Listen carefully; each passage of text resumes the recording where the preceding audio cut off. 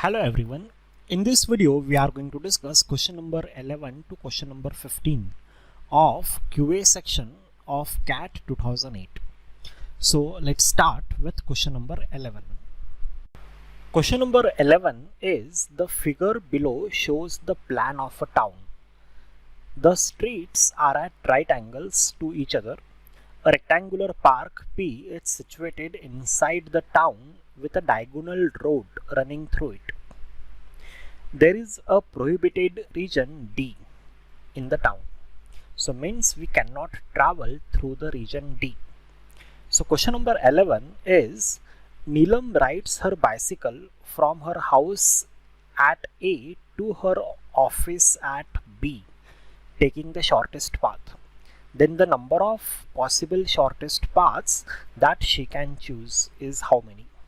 So over here we are talking about shortest path, and for shortest path traveling from point A to point B, traveling through this diagonal is compulsory. So let's say this point is C, let's say this point is D, and let's say this point is E. So the Neelam will do, first of all, Neelam will travel from the point A to D, then D to E, and then E to B. So A to D, it is a grid of 2 by 2. So in how many ways she can travel from A to D? There is a direct formula, 2 plus 2 factorial divided by 2 factorial into 2 factorial. To travel from D to E, there is only one way. Now to travel from A to B, it is a grid of dimension 4 by 2. In how many ways she can travel from point A to point B? Let's have a look at it. 4 plus 2 factorial divided by 4 factorial into 2 factorial. So this is going to be our final answer. So this is 4 factorial divided by 2 factorial into 2 factorial, it's 6 into 1 into this is 6 factorial divided by 4 factorial into 2 factorial. So the value of this is going to be 6 into 5, 30 divided by 2, that is 15. So answer is 15 into 6, 90. So to travel from A to B, there are going to be 90 different shortest paths which Neelam can choose, one among these 90 paths. After this, let's have a look at question number 12. Question number 12 is dependent on the same data. Question says that Neelam rides her bicycle from her house A to C via B, taking the shortest path. Then the number of shortest possible paths that she can choose, let's have a look at it. So the first of all, Neelam will travel from A to B and then B to C. So in the last question we did the calculation for A to B. A to B, the number of shortest paths are going to be 90 into we need to find the number of shortest paths from B to C. So basically our answer is going to be 90 into something, and the only option which is 90 into something is option A. But still let's cross check. In how many ways Neelam can travel from the point B to point C? Let's have a look at it. So what I will do here, I will delete this data so that we can have some space. So B to C, let's have a look at it. The shortest paths that Neelam can take to travel from B to C. So this is 1, 2, 3, 4, 5 and 6.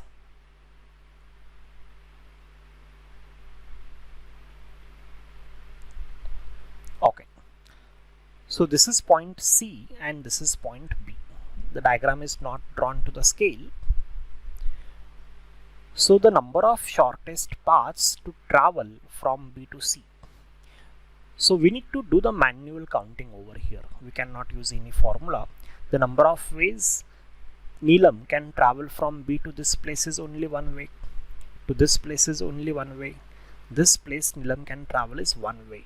This place Neelam can travel by using shortest path is one way. Similarly for this point 1, for this point 1. Number of different shortest paths Neelam can reach to this point is only one path. For this point it is going to be 1 plus 1, 2 different paths. For this point 2 plus 1, 3. For this point 3 plus 1, 4. This point 4 plus 1, 5. This point 5 plus 1, 6. This point 6 plus 1, 7. Now, in how many different ways Neelam can reach at this point? To reach at this point, Neelam needs to travel through this point compulsorily for the shortest path. So this point Neelam can reach in 6 different ways. So this point also Neelam can reach in 6 different ways. Now 6 plus 7 is 13. Neelam can reach point C in 13 different shortest ways. So B to C, in how many ways Neelam can reach by using shortest path? 13 ways. So our answer is going to be 90 into 13, that is equal to 1170. This is how we can solve question number 11 and 12.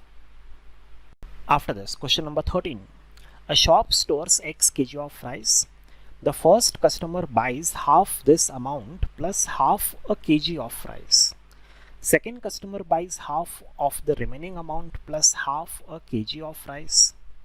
Third customer also buys half the remaining amount plus half a kg of rice. Thereafter, no rice is left in the shop.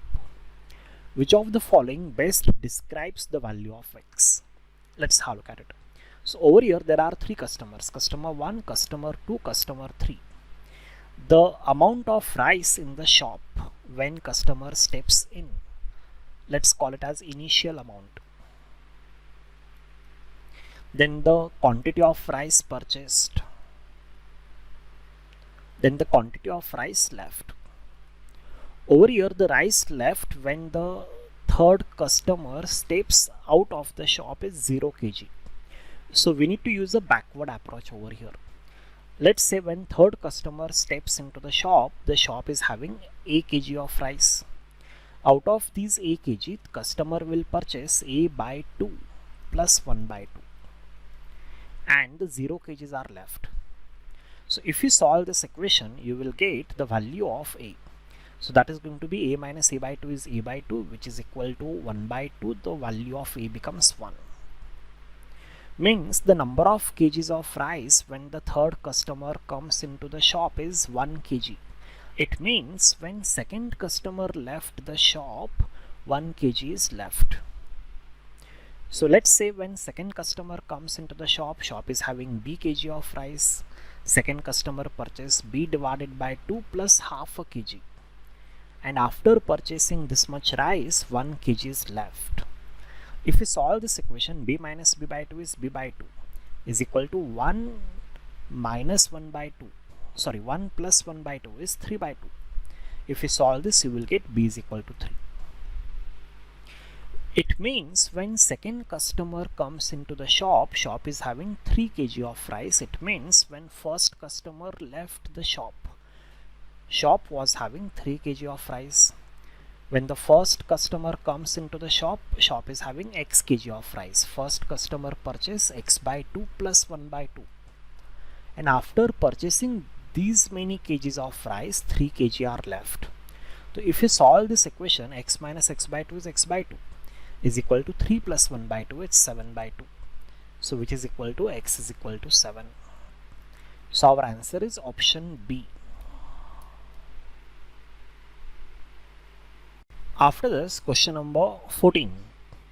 Consider obtuse angled triangle with the sides 8, 15, x. If x is an integer, then how many such a triangle exist? So first of all, what we will do is let's find the range of x for all kind of triangles. So the value of x should be in between difference between other two sides and the sum of other two sides. So the value of x should be in between 15 minus 8 is 7 and 15 plus 8 is 23. For any kind of triangle, not necessarily obtuse, if two sides of triangle are 8 and 15, the third side is supposed to be in between 7 and 23. Now we want triangle to be obtuse. So now for that we need to identify the longest side first of all. Now the longest side cannot be 8. It can be 15 or it can be x. So we need to make the cases over here. The first case is the case in which longest side is 15. So for the triangle to be obtuse, which condition the triangle should satisfy? The square of longest side should be greater than the square of other two sides. So let's solve this inequality, everyone. So the value of x square should be less than 15 square minus 8 square. The value of x square should be less than 225 minus 64. And the subtraction is 161. So which values of x can take such that the longest side should be 15 centimeter? The value of x is greater than 7. So the minimum value x can take is 8, 9, 10, 11, 12, 13 will not work because we want x square to be less than 161. So these are the 5 values x can take over here. Now let's have a look at second case.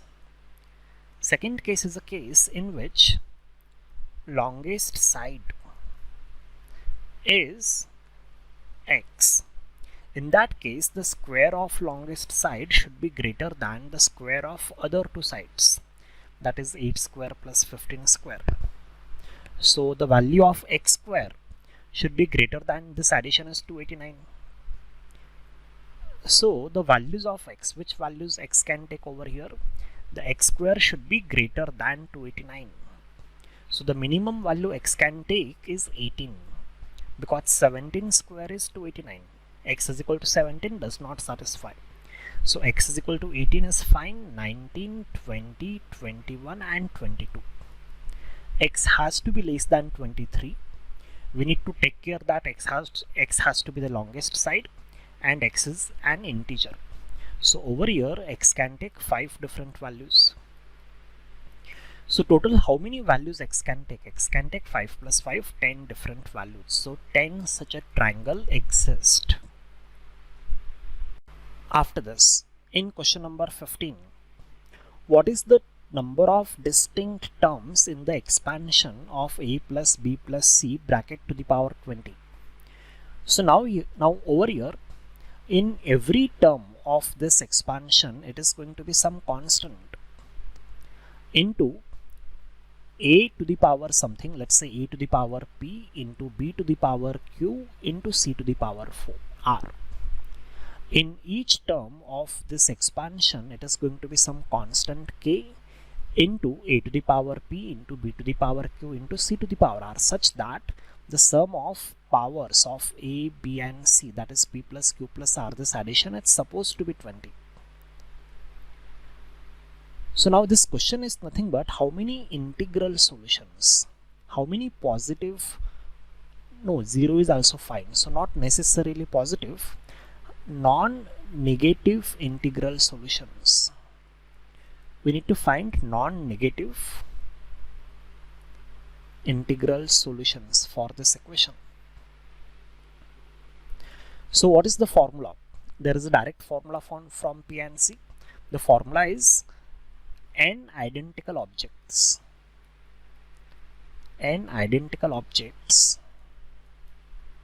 into r distinct boxes. So the formula is n plus r minus 1 cr minus 1. So over here 20 identical objects, we need to distribute that in between 3 distinct boxes. In how many ways we can do that? 20 plus 3 minus 1 c3 minus 1. So now the value of this becomes 23 minus 1, 22 c2. 22 c2 is 22 into 21 divided by 2. That is equal to 21 into 21. Sorry, that is equal to 11 into 21. So 11 into 21, this addition is going to be how much? 231. So the answer of this question is option A.